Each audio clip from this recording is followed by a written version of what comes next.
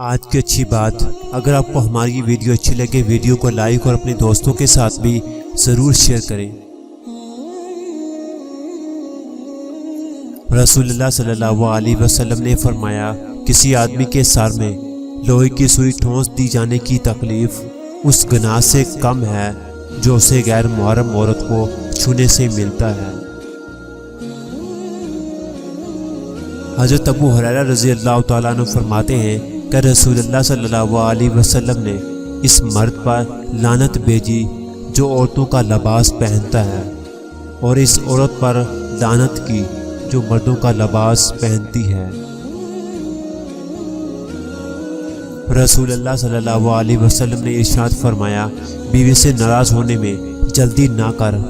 اگر ایک عادت پسند نہ آئے گی تو دوسری عادت پسند آ جائے گی۔ حضرت انس بن مالک رضی اللہ تعالیٰ عنہ سے روایت ہے کہ رسول اللہ صلی اللہ علیہ وسلم فرماتے ہیں کہ ابن آدم، اگر تیرے گناہ آسمان کے کناروں تک پہنچ جائیں اور تو مجھ سے مغفرت کی درخواست کی تو میں تیری مغفرت کر دوں گا